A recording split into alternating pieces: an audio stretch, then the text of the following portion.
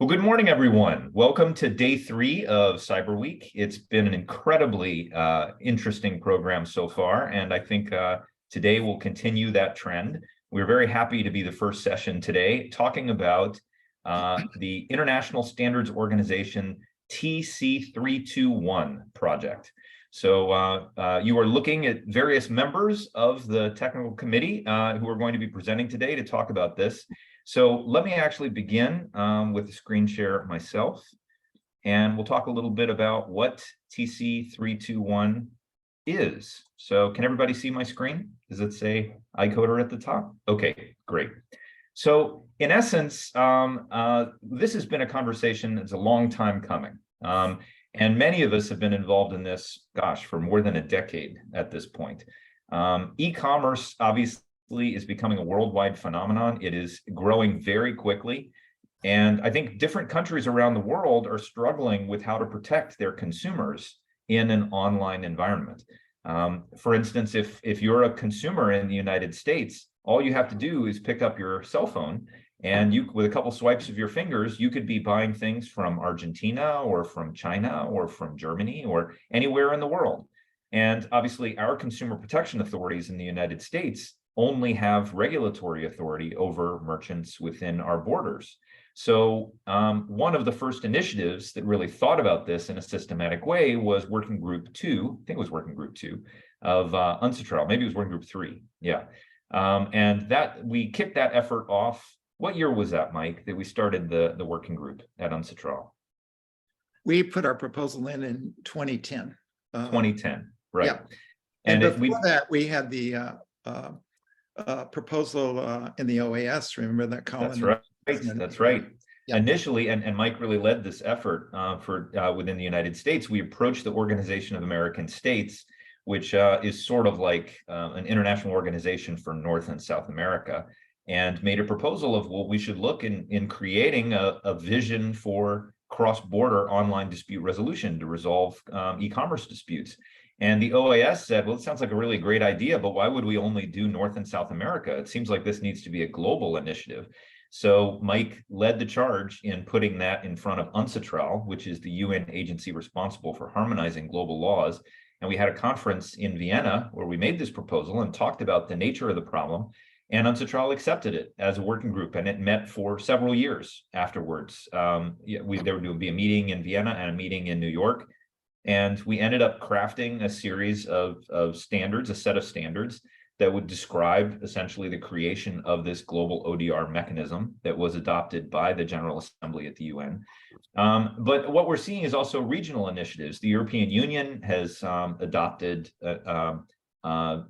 regulations that require professional sellers within the EU to notify their consumers about the availability of ODR. We've seen a lot of things that are happening on a country-by-country basis. There's a lot of talk right now about all the things that are happening in India. And Mike and Yoshi have been very involved with APEC, which is the international organization of all the countries that ring the Pacific Ocean, in setting up an ODR framework for resolving cross-border small and medium-sized business disputes. So there's been a lot that's been occurring. And I think that the real issue is, how can we create a global framework for providing these fast and fair resolutions in these e-commerce transactions so that consumers and businesses can engage in transactions online and know that they have a trusted infrastructure. And I think that's the reason why the International Standards Organization also said, we want to pursue a working group that's looking at what standards we can put in place that would help to create that trustworthy infrastructure. Now, I will say this TC, I think, stands for Technical Committee. So this is a committee of the ISO that is looking at this issue of transaction assurance in e-commerce. Now, online dispute resolution is just one component of transaction assurance. And you can see here in the 4 bullet points that have been adopted, defining the scope of TC321, you can see the online dispute resolution component is in bullet number 2. And then there are some other things that have to do with, assurance of the transaction process in e-commerce, including access, then interoperability and admissibility of inspections on commodities, and then assurance of e-commerce deliveries to the final consumer. So there are other components to what TC321 is looking at. But you can see that online resolution is a huge component of what TC321 is focused on. So I think essentially the working group has made progress over the past few years.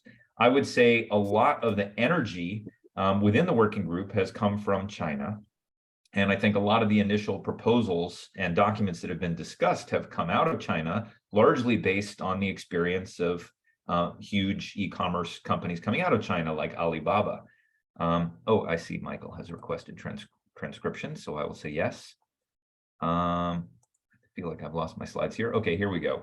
So we will be talking about some of these things. And I think that it's not, obviously, standards are only one component. We've had a lot of standards work that has occurred in many organizations, both domestic, nonprofit, NGOs, and governmental organizations over the years.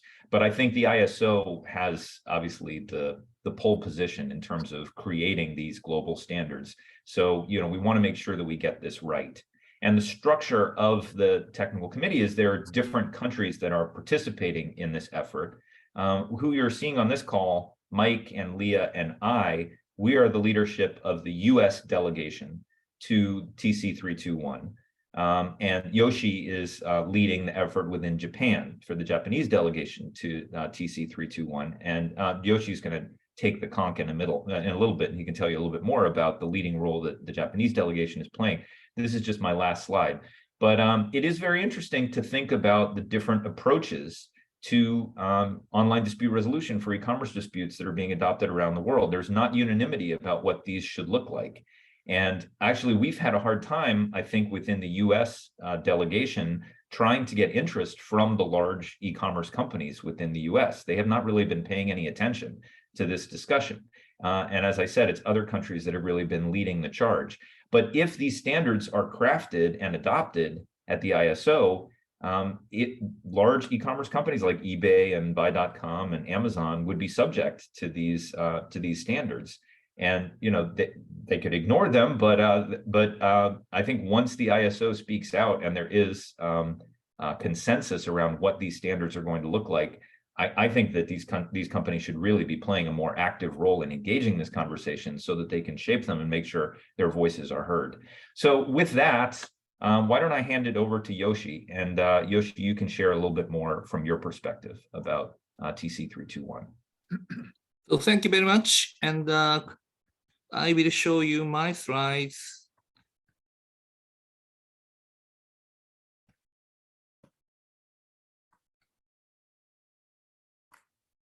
Can you miss my slides?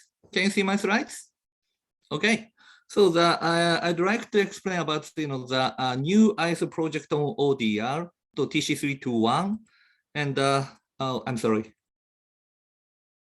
Okay, and this order, and I'd like to briefly touch the kind of the history. Yes, of now we are trying to make some kind of standards in ISO, but before that we did so many efforts for making such kind of the uniform frameworks. And I'd like to show something, and then it is very important for understanding the present efforts in ISO. So the ODR has been used in the various fields as an efficient tool for dispute resolution in the United States, and EU has established its ODR regulations in 2013 and has encouraged the use of ODR in the territory. Even in Japan, ODR has become an important issue to be discussed in the government and the Japan Federation of Bar Association since 2019. The online shopping can easily become cross-border transactions, and cross-border dispute can easily happen.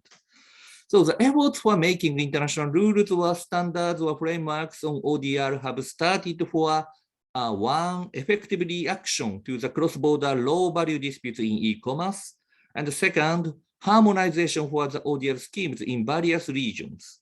And third, smooth introduction of ODR in the emerging market countries. I have just come back from Senegal, Africa, and I made several presentations, including these issues, but so many African people had great interest on this issue, and they seriously need the kind of the tool for smooth introduction of ODR in these emerging market regions. For this perspective, it is a very important effort, I believe. And this is a kind of the history of the ancestral ODR working group. It started in 2010, to 12 years ago. And I met Mike at the Vienna 2010, and we started to discuss about the project.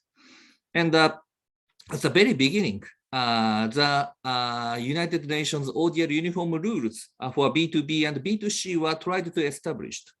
And we, at the very beginning stage, we could agree upon the three-step approach. First, negotiation or complaint handling between the disputed parties. And from the second stage, the neutral appears.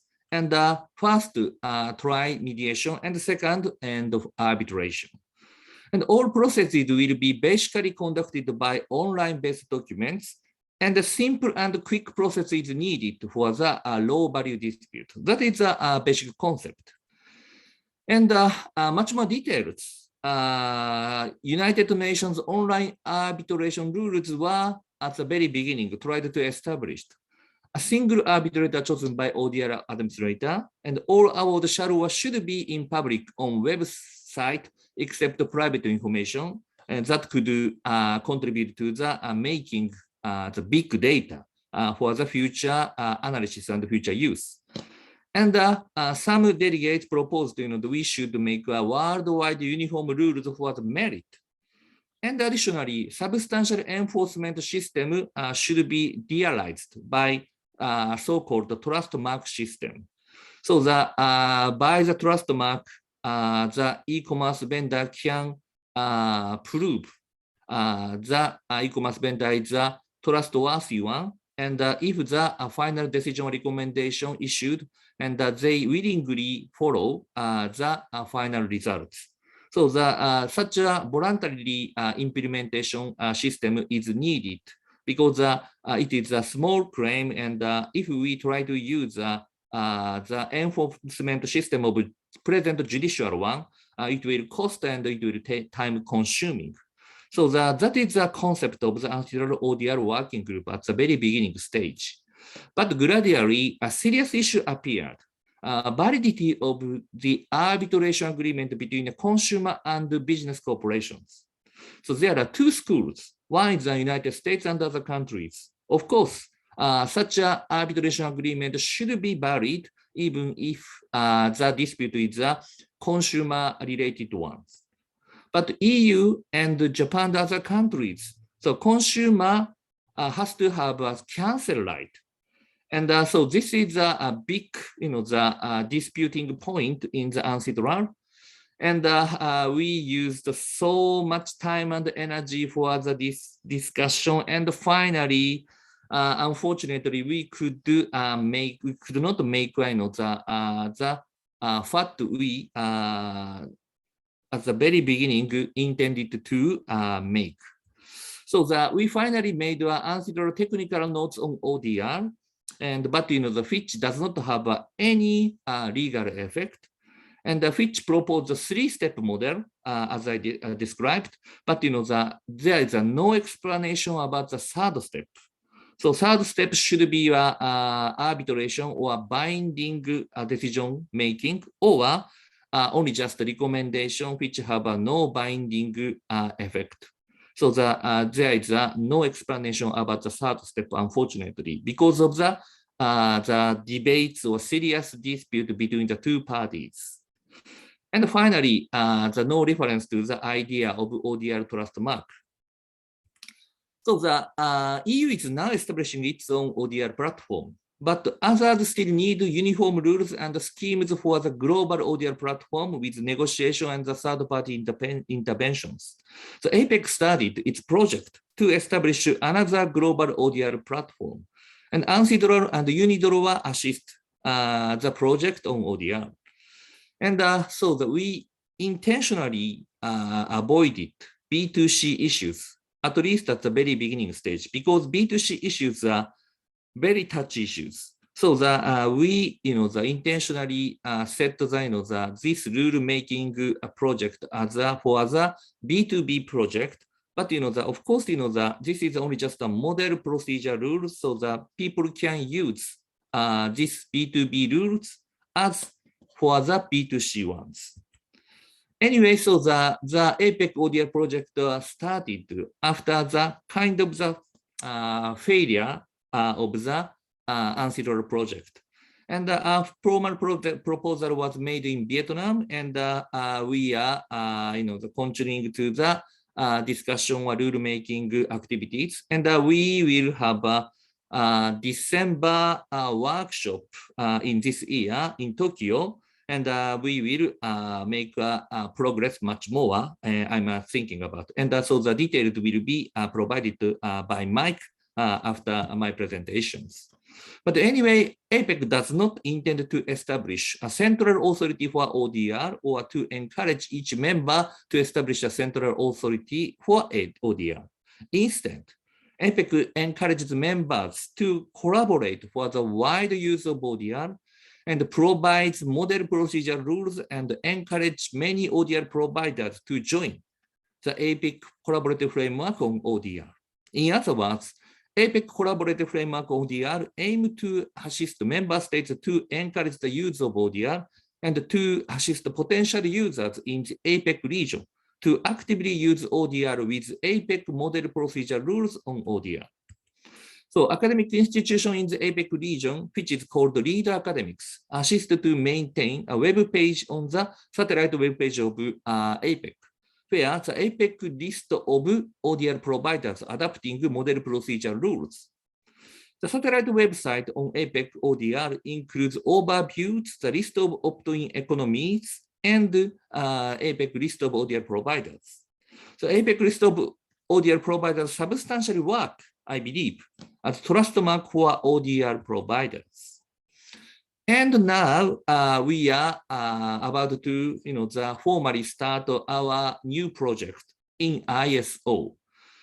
This is called TC321, proposed by China and started in ISO as below. And this, the mandate is, has been already explained by Corinne. But as the second bullet, protection of online consumer rights, including both prevention of online disputes and the resolution process. And that is the clear aim of this project. And Japan tried to use this ISO standard as a kind of trust mark for the implementation of decisions or recommendations issued in the scheme of ODR. So we Japan proposed in 2019 November. So the 3 years before, and proposed this project to be used for the ODR new scheme. And formal proposal for PWI from Japan was proposed in November, and it was approved. And it became the new project formally in May 2022. And now the working group 3 was established and now about to start its work for working draft. So for your reference, this is the kind of the the steps for the making standards in ISO. First, preliminary stage and the proposal stage and the preparation stage. So now we are in the preparation stage, and the working group WG3, I'm sorry, is now about to make a working draft. And that working draft is the sending to the committee, and it will become a committee draft. And so the draft international standards as a whole of ISO, and the final draft will be fixed, and it will become international standards. So I estimate that we will finish 2024 for this project.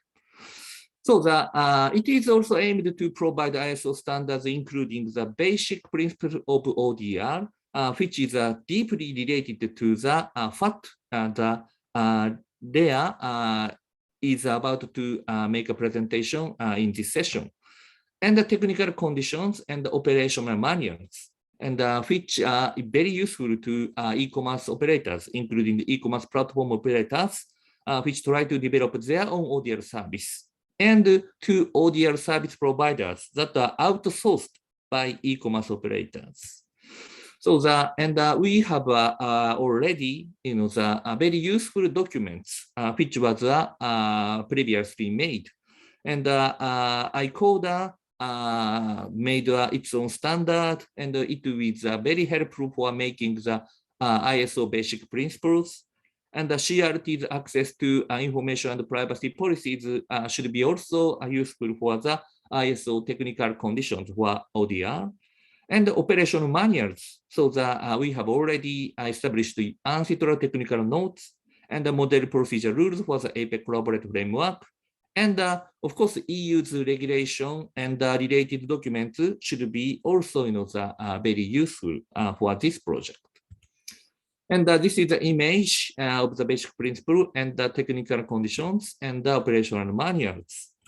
So anyway, after the establishment of ISO standards on ODR, as a next step, the TC321 is expected to start a project for ISO certification of ODR for e-commerce operators adapting the ISO standards or using an ODR provider adapting the ISO standards. So customers, especially consumers, can easily identify which one is a trustworthy e-commerce operator with this ISO certificate on ODR. So there's a very good example of such kind of the certificate of ISO in the environmental protection, of course, and our the final goal could be making such a ISO certification for ODR. So the expected ISO certification ODR will work as trust mark for ODR, which was at the very beginning stage of the United Nations project, we tried to make. But we could not in United Nations, but we are now trying to make it again in ISO. So that is my end of presentation, and I put my email address haya@rikyo.acjp. If you have a question, please do not hesitate to let me know. Thank you very much. Thank you so much, Yoshi. That was fantastic. And who's next? Leah, you're next, right? Okay, yep. Please take over. Great. Glad to be here with you all. I'm going to share my screen as well. So as referenced by Yoshi, I'm going to speak a little bit about the National Center for Technology and Dispute Resolution and International Council for Online Dispute Resolution joint ODR standards. And before I do that, I actually want to kind of set the stage for why standards are needed. I think it's a very powerful overview that both Colin and Yoshi have given about the struggles on the international level to try to reach consensus, and so much work has been done to move this conversation forward, and I'm excited that ISO is picking up the mantle, and hopefully the standards that our organizations have developed will be useful to contribute to that effort. So clearly, technology has the ability to expand access to justice. Colin showed us this map and highlighted the importance of the buying and selling across legal and legal jurisdictions and national boundaries. It has the ability to transform dispute resolution, and that makes it possible for us to increase who has access to justice and remedies, but it also can magnify risks and inequalities. So technology's given us this ability to expand what we can do and really transform both economies, but also access to remedies, as I've mentioned. But we're going to need to address the issues where either new inequalities are created by the use of technology or where they're exacerbated by it. So we have tons of evidence over the last 25 years or so that ODR increases efficiency.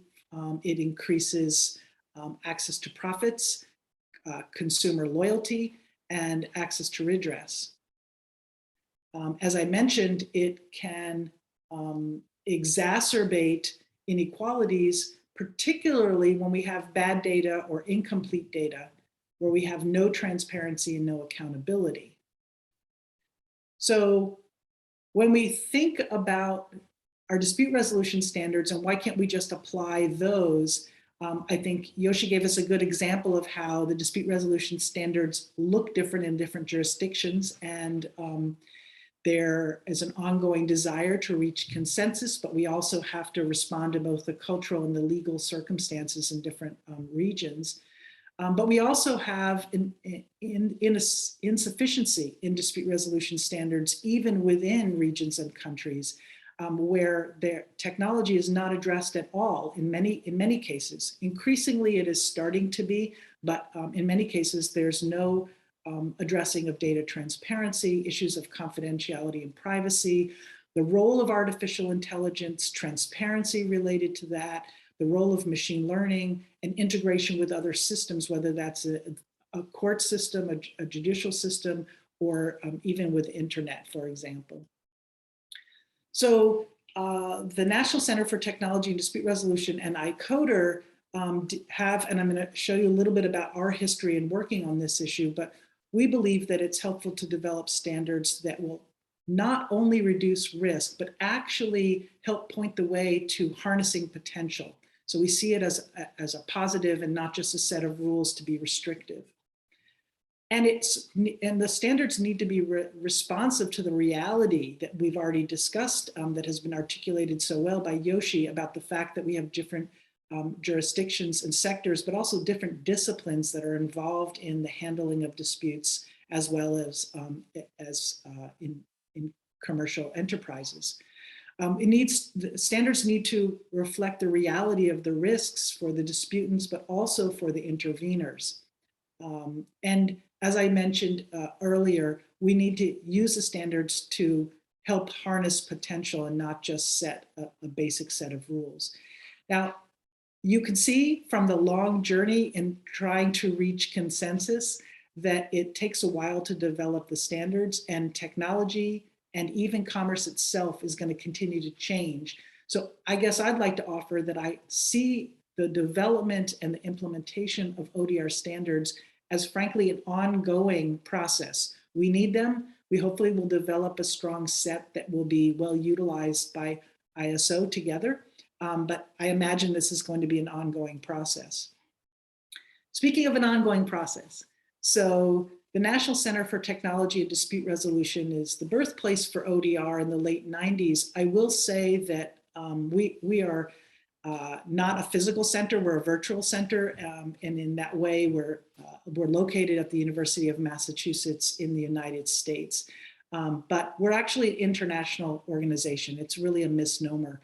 We have 50 fellows from around the world, and who've been working together for the past 20 plus years to help further the field, the development of innovations, of technology, and of theory and of practice.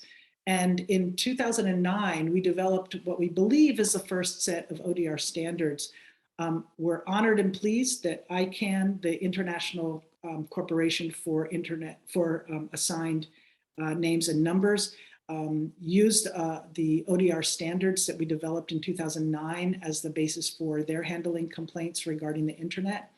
And many other organizations have pointed towards it.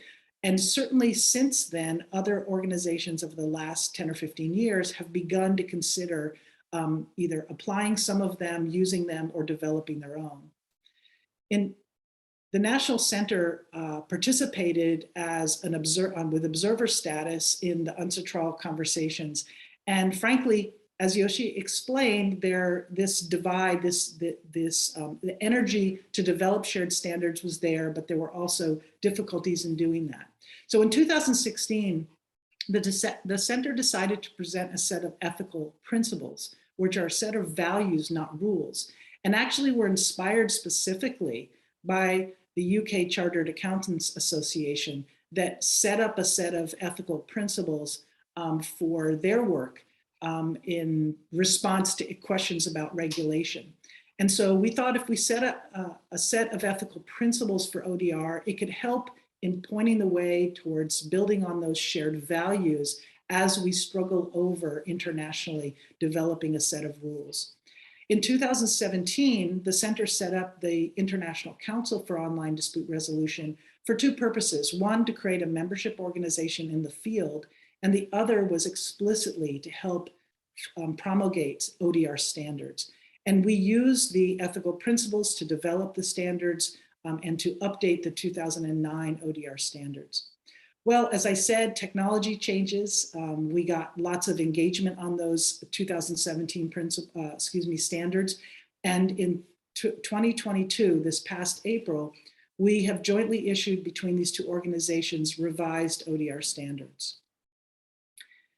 Our view is that they need to be interdependent and seen as interlocking and to be applied together rather than to be cherry-picked. And they're also designed explicitly to supplement other ethical, legal, and technical standards and not to supplant them. And that's especially important because different regions and legal jurisdictions have other responsibilities that are incorporated for the handling of disputes. So when you take a look at these, I think they've been pointed to already by Yoshi. They should resonate with the kind of values and requirements. We also worked very hard.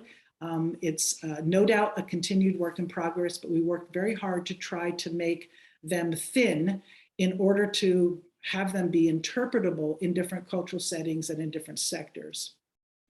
I'm not going to go through all of them. I point you towards checking them out. I'll give you website information at the end, but I wanted to at least highlight the fact that each one is specifically focused on the application of technology for dispute prevention, handling, and resolution.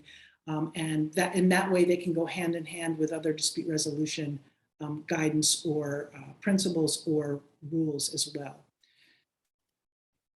So just to kind of highlight, for example, under confidentiality, ODR providers must make every genuine and reasonable effort to maintain the confidentiality of the party communications in line with policies that must be articulated.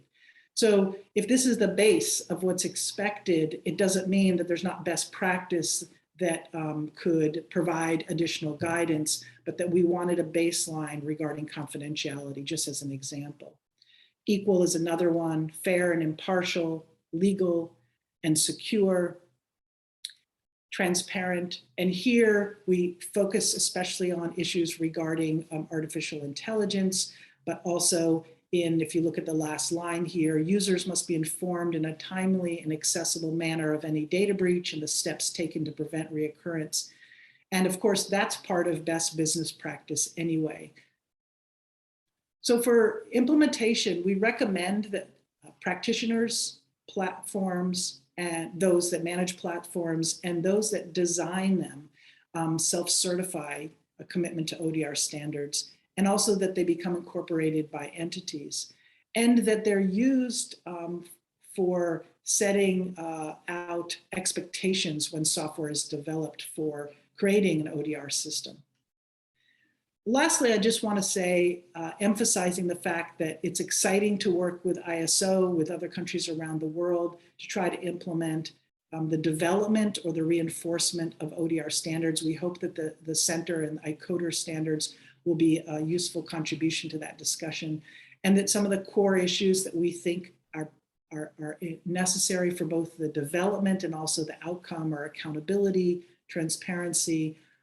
It has certainly been a joy to work with people across the disciplines, from software engineers to accountants, as I said, just as an example, and that whatever we create should structurally determine equality and accessibility. Happy for folks to be in touch with me. Here's my email address, and you can also find these standards at odr.info and icoder.org. Thank you. Thank you, Leah. Fantastic. And let's go to Mike. Great. I'm going to try to share my screen here.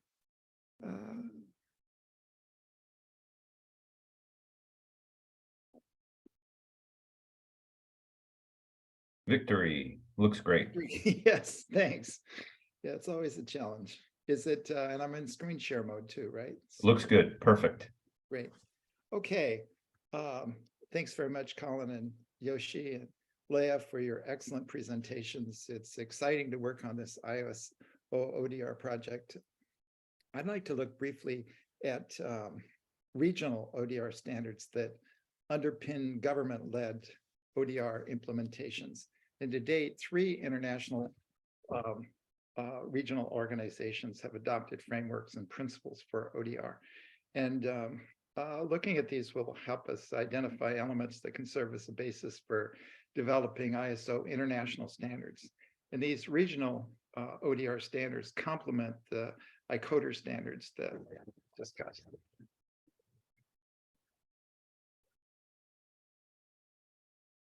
In July of this year, ASEAN countries, there's 10 countries in ASEAN, they adopted guidelines on ODR. And the guidelines include several key principles for successful ODRs, such as accessibility, transparency, due process, platform interoperability, data security, and privacy. And ASEAN is currently contemplating a regional ODR framework for resolving cross-border consumer disputes. The ASEAN ODR guidelines were based in part on conclusions from the 2021 ASEAN ADR guidelines. And these guidelines demonstrate the lack of access to justice in courts for consumers involved in cross-border purchases. Colin and Yoshi mentioned that the EU had developed a platform as far as ODR is concerned. The platform was implemented by regulation in February of 2016 to, quote, facilitate independent, impartial, transparent, effective, fast, and fair out-of-court resolution of disputes between consumers and traders online. Complaints are submitted via an online form and referred to a national media entity that provides online mediation and/or arbitration. In 2020, the EU ODR platform had 3.3 million visitors and 17,461 formal claims, 50% of which involve cross-border transactions. Although vendors are not required to participate in formal ADR, some do, about 1% in 2020, but nearly half engage in informal negotiations with consumers on or off the platform. The EU regulation emphasizes that it's not intended to replace court procedures. In parallel, the EU adopted a directive in 2013 on ADR for consumers, and that directive generally precludes pre-dispute binding arbitration in consumer cases in the EU. The situation in the EU differs from other regions because they have established a European small claims procedure to settle cross-border commercial disputes under 5,000 euros. So courts may be an option for cross-border disputes in Europe. And I just wanted to mention briefly the Hague Judgment Convention, which entered into force in September and provides rules for enforcing court judgments across borders. It provides special protection for consumers as the weaker party following EU law. Consumers can only be sued in their own jurisdiction unless they expressly consent to the jurisdiction of another court. But the convention also protects businesses and party autonomy by permitting states to refuse to enforce a judgment against a business if it is contrary to choice of court or arbitration clause. So in practice, the Judgments Convention offers limited protection for consumers and MSMEs, even within the EU. As Yoshi and Colin mentioned, APEC launched the ODR Collaborative Framework in June of this year. The collaborative framework is designed to provide quick and affordable dispute resolution and enforcement across borders, languages, and legal jurisdictions to assist APEC businesses, particularly MSMEs in cross-border trade. And there are 3 key elements to the successful operation of the ODR Collaborative Framework. First, APEC economies need to opt in. Second, ODR providers must apply to join the collaborative framework and meet its requirements. And third, MSMEs must agree to use ODR. So far, 5 economies have opted into the collaborative framework: China, Hong Kong, China, Japan, Singapore, and the US. And other economies are actively considering opting in. You see ODR providers that have partnered with the APEC Economic Committee, and the early results are very promising. The average time it takes the Guangzhou Arbitration Commission to resolve domestic and cross-border disputes under the collaborative framework is 33 days.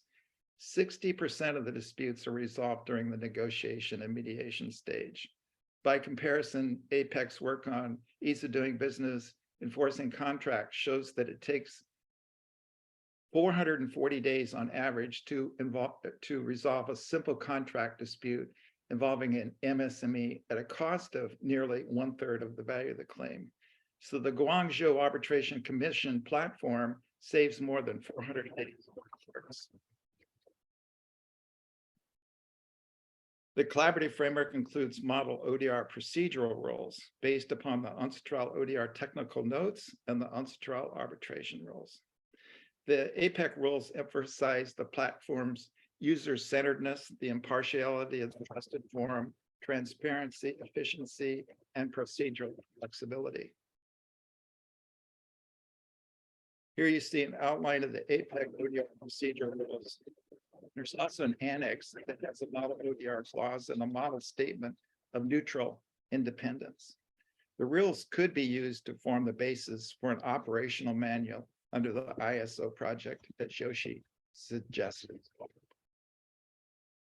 ODR providers become APEC partners by self-certifying their compliance with the collaborative framework and the model procedural rules. Here you see the form that providers must use to self-certify. By self-certifying, providers commit to maintaining secure databases and websites, charging reasonable fees proportionate to the amount dispute, providing their own platform to offer negotiation, mediation, and arbitration, and following the APEC ODR model procedural rules, and sharing with the APEC EC and other providers data on the success of the pilot. Under the collaborative framework, ODR providers are governed by the relevant laws and regulations of their respective participating economies. However, CELI and the Economic Committee also play a role in oversight. If an ODR provider is not in compliance with the rules, the Economic Committee may remove the ODR provider from its list. And here you see the removal procedures as listed on the APEC ODR website.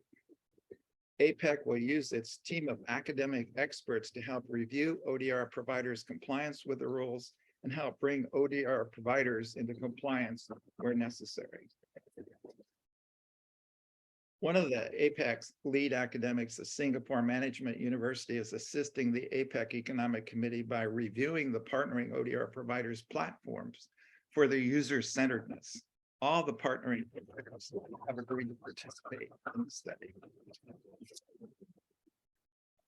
Several APEC economies have suggested extending the collaborative framework to business-to-consumer transactions. Business-to-consumer transactions were initially excluded from the collaborative framework in part because business-to-consumer disputes are small and outcomes are difficult to enforce across borders. And second, e-commerce disputes are mostly business-to-business transactions. Economies might be able to overcome enforcement difficulties for consumer judgments if the ISO successfully develops an ODR trust mark. The collaborative framework specifically references the possible use of trust marks. The APEC rules also accommodate differences in domestic law on consumers. Article 1 of the rules provides that the rules govern unless they are contrary to mandatory law, such as consumer. APEC collaborative framework calls for the use of artificial intelligence, and all the providers that have partnered with APEC are using AI in some aspect. The APEC CTI has also endorsed ODR standards for consumer disputes, and Colin was part of that work. As provided therein, use of artificial intelligence should be based on ethical principles and be free of bias or unfairness. It's very similar to the coder standard.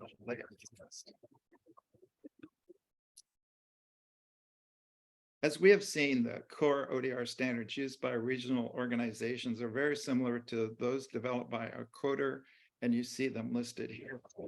These core concepts could form the basis for a new ISO ODR standard.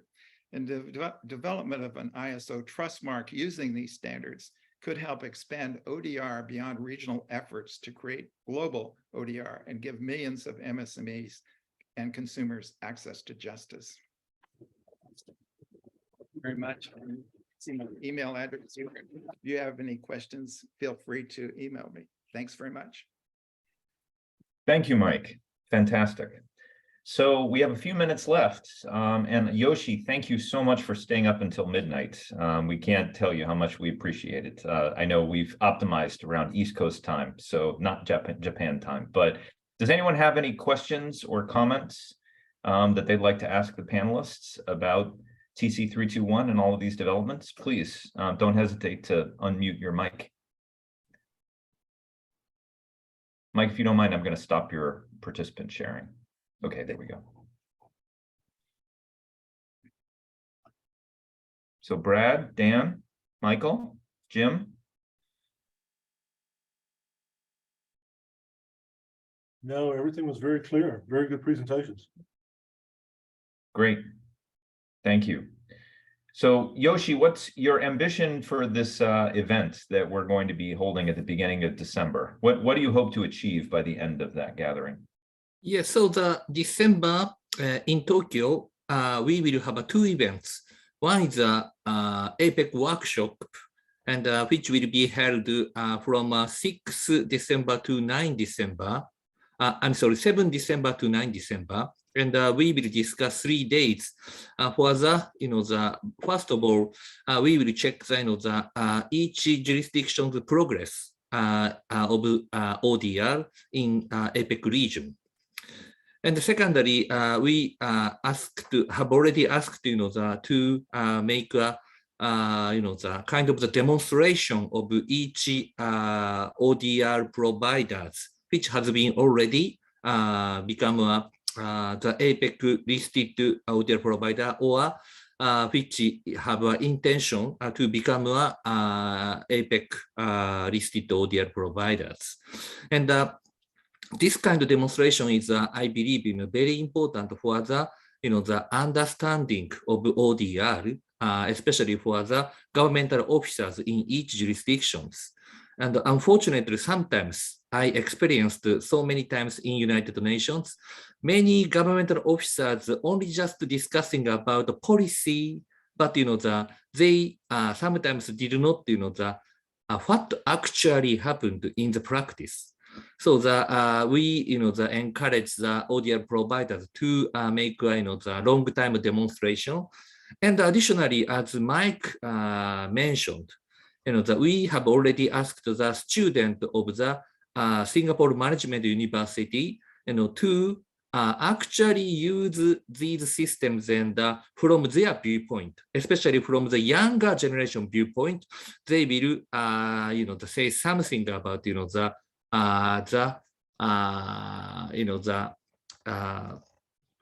what kind of the difficulty they feel, or what kind of the problem they may have. So that these feedback could be, contributing to the improvement, much more improvement of the, easy operation for users. And additionally, we will discuss, something about, their experience, each jurisdictional experiences of in the ODR in the court. And additionally, we will discuss how AI will, contribute to the, advanced use of ODR. And the final day, we will discuss about the the conclusion and recommendation, and by from the the APEC viewpoint. And I think that in the evening of the 9th December, it was not perfectly fixed, but we are trying to have a the first working group meeting of ISO. And so that we will discuss about, for example, for our own ISO standards, basic principle, as Leah have already, explained, the ICODA and, the NCDR's standards should be, discussed, as a kind of the basic, draft to be examined. And so the technical conditions as well. And so that we will discuss about operation manuals. And at least, we might have 4 hours and we could, try to, discuss, and try to improve the, drafts. And the draft document could be provided 1 month before. And so I'm now, doing something for the preparation of the such a, the draft to be, discussed in the ISO working group 3's first session. Excellent. So thank you very much. It's a kind of the explanation of the the possible activities, but not. That's great. No, it sounds like an ambitious agenda and a very important meeting. So thank you for your leadership. I think I speak for Mike and Leah when we say we definitely follow your lead on the Japanese delegation, because you are spending a lot of time deeply engaged in the minutiae of this process, and that's much appreciated. So we only have a minute or 2 more. Any final comments, thoughts? Leah, Mike, anything you'd like to share? Okay, well, with that, why don't we, well, please, Leah. I was just going to say, I know that there is reasonable frustration that UNCITRAL did not reach shared standards, but I do want to thank publicly Mike and Yoshi, and certainly everyone else who participated, but their leadership was very important. And I think the technical notes are still an important signpost, and we certainly use them to inform us as we develop the ICODER Center standards. So I want to thank them for their work. I couldn't agree more. And I think to look on that UNCITRAL effort as a failed effort is to really misunderstand the importance of all of that work and how it has resonated through what we're doing with ISO, what we're doing with APEC.